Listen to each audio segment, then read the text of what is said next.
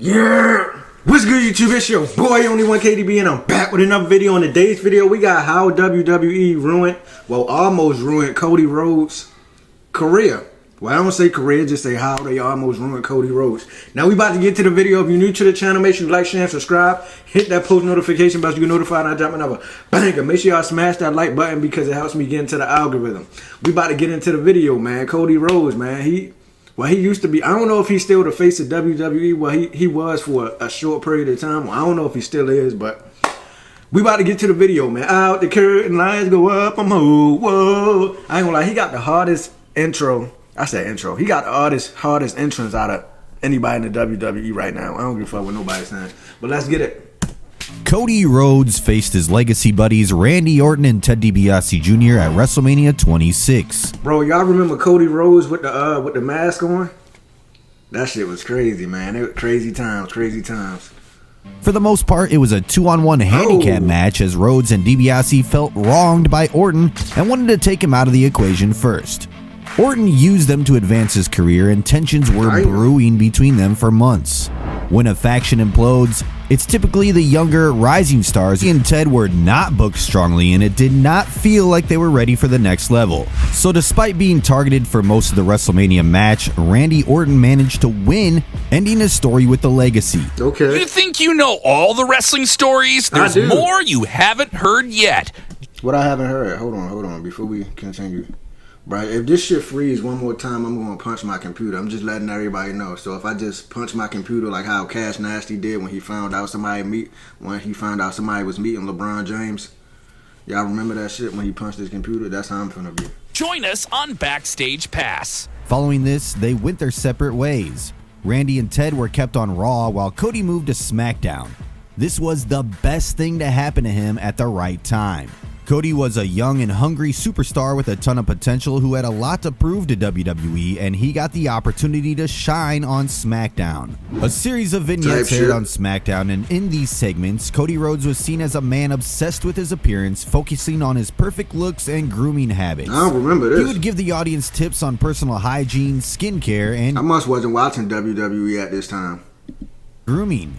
He also started referring to himself as Dashing. This was his new persona, a narcissistic, self-absorbed wrestler who believed he was superior to everyone else because of his... Why do they say, like, if you look at yourself in the mirror or you make sure yourself, like, you think highly of yourself, you're a narcissist? That's what a narcissist is. It's a bad thing to think highly of yourself. I don't know, man. This shit is weird. Soon, people would start to notice as these segments were unique and fun in nature. He participated in a tournament for the vacant WWE Intercontinental Championship, but lost to Christian in the semifinals. Kill switch. Even though he did not win a lot of matches, he was getting a ton of TV time. As Dashing Cody Rhodes, his in-ring style also evolved. He became more methodical and calculated, using underhanded tactics to gain advantages in his matches. His character would often taunt opponents by claiming they could never measure up to his standards of physical beauty. His matches included moments where he would stop to check his appearance in a mirror, even mid-match, which added a layer of humor and entertainment to his character. This arrogance made him an effective heel, and fans relish seeing him get his comeuppance. In mid-2010, he participated in the SmackDown Money in the Bank ladder match at the first ever Money in the Bank pay-per-view event, but was unsuccessful as the match was won by Kane. Following this, he started a partnership with Drew McIntyre, another young and talented wrestler who was trying to make a name for himself for capturing the Tag Team Championship at Night of Champions in a Tag Team Turmoil match. This could have been a great stepping stone for both of them as their partnership worked. Cody's narcissistic personality complemented Drew's entitled demeanor, making them a formidable pair that had the potential to rise quickly through the ranks. I forgot they was tag team Unfortunately, partners. this did not last long as they dropped the titles a month later to the Nexus, and they soon parted ways. Cody continued playing this character, however on January 21st, 2011, during a match against Rey Mysterio, Rhodes suffered a legitimate broken nose when Mysterio delivered a match against Rey Mysterio. Rhodes suffered a legitimate broken nose when Mysterio delivered a 619 with an exposed knee brace. This injury prompted him to undergo facial reconstruction. So wait, was it like meant for him to wear like this mask, or was like Did he really like break his nose and it really hurt it type shit? Like he really 619'd him with the knee brace. I would have been pissed off at Rey Mysterio. Me and Rey Mysterio would have had to fight for real. He would have had me fucked up. Why the fuck would you 619 me with the knee brace on? That shit hurt. I know that hurt it. I wonder if that probably was a part of the script and I'm just overreacting. I don't want to ever break my nose, man. That shit sound painful. I might cry. Let's continue. Surgery. He was not on television for several weeks after that. This created intrigue among fans as they started questioning Cody's absence, and the next time they saw him, he wore a clear protective mask over his face and declared that he was no longer dashing. Now he was Bro, he got that mask on like he LeBron James. Remember LeBron James used to wear that mask? It was a couple of NBA players who wore masks and shit when they fucked up their nose, face, anything. Undashing. A swift character development. This led to some of the best character work that we had seen in WWE in a long time. His theme song changed to a more darker version, which worked for his character. Cody played the role of a narcissist who had become unhinged after his looks had been destroyed, although it was obvious that his face was pretty much the same and there had been no permanent damage.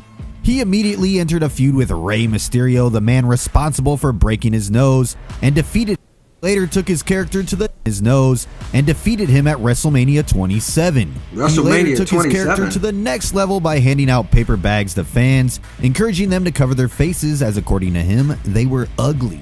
After winning matches, he would place the bags over his opponents' heads. During Stone Cold Steve Austin's Broken Skull sessions, Cody said that this was some of the best moments ever for him and that he took inspiration from Patrick Bateman of the American Psycho movies for this gimmick. He clearly had fun during this time. He got paired with his former Legacy partner Ted DiBiase Jr. Legacy, DiBiase was seen as the breakout star, but now Cody had proven that he was the true standout, showcasing his growth as a performer. DiBiase was just there to protect him. He then participated in the SmackDown Money in the Bank ladder. Yo, look at this lineup. This is crazy. You got Cindy Cara, Daniel Bryan. I forgot bro name. You got Kane, Sheamus, Cody, and the Nexus motherfuckers. I can't remember their name. My bad. I'm sorry. It been a minute. Yo, this is nostalgia at its finest. I remember this. This when WWE was lit, man. I'm not gonna lie. Not saying it's not lit now. Thanks to Liv Morgan and Dominic and Rhea Ripley and Triple H and everybody else who playing their part, man. I appreciate y'all for bringing the WWE back, because I wasn't even watching this shit until probably about 4 or 5 months ago. I started watching it again. But let's continue. Match, and he was one of the favorites to win, but it was Daniel Bryan who walked away with the briefcase. Although he did not win, he was still hot on the roster, and WWE decided to give him a shot at the Intercontinental Championship. A few weeks later, he won the Intercontinental Championship from Ezekiel Jackson. At that time, the Intercontinental Championship had lost much of its prestige, and WWE was no longer putting emphasis on the title or giving it meaningful storylines. However, Cody's reign helped to restore its importance as he brought attention and credibility back to the championship through his compelling character work and strong performances in the ring. He also feuded with his former mentor, Bro stepped on the table and broke it. That's Randy crazy. Orton, and even beat him. It wasn't clean, but a win over Randy was a huge deal for a young Cody Rhodes. It showcased that WWE had faith in him. In the meantime, he also turned on DiBiase as the son of the $1 Million Man failed to beat Randy Orton, prompting a feud with him. Was bro about to cry? We gotta go back. The $1 Million Man failed to beat Randy Orton. Man, y'all are some tremendous actors, man. I can cry on command. Don't get it twisted. I can cry. I can do that. Like, he really looked hurt. Like, it's really hurting his feelings. They should have put Ted DiBiase in Hollywood. They should have had his ass in a movie. Whatever happened to bro? I forgot. I think I reacted to a video about him or something, but I forgot what happened. Prompting a feud with him. He beat Ted at Night of Champions, and then he went on to unveil the new Intercontinental Championship. The classic one with the white straps. Yes, that title was introduced by none other than Cody Rhodes. Following this, he continued his rivalry with Orton, accusing the Viper of mistreating him during their time in Legacy, and also cost him the World Heavyweight Championship. At Vengeance, Orton defeated Rhodes in a non-title match and once again got the better of him in a street fight on SmackDown, breaking his protective mask in the process. This was the end of the gimmick, and Rhodes returned without the mask, declaring that Orton had set him free.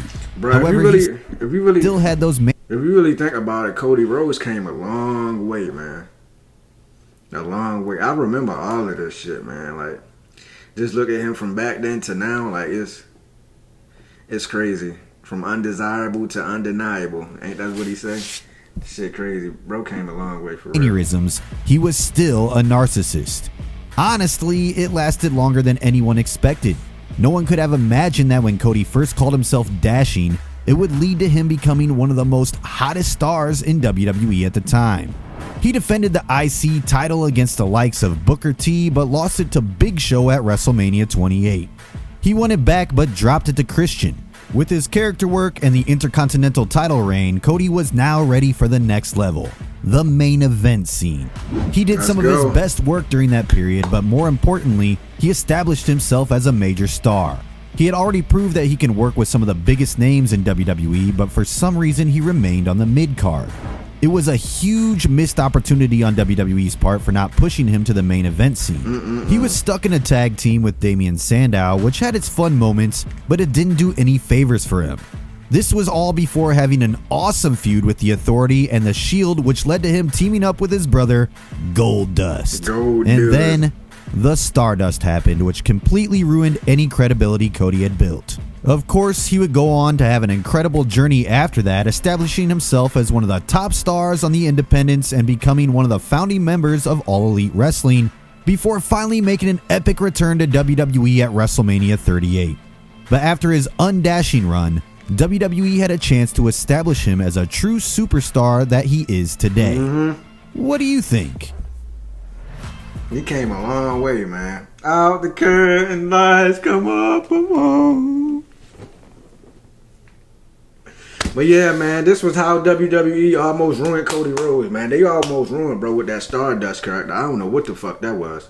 But yeah, we about to get out of here. If y'all enjoyed that reaction video, make sure y'all like, share, and subscribe. Smash that like button and hit that notification bell so you get notified when I drop another banger. And yeah, man, I'm out of here, man. Shout out to Cody Rhodes, shout out to WWE, and shout out to Triple H, too. I always gotta give a shout out to my guy. Time to play the game. Down. Say, nah, let's get it. I'm out of here.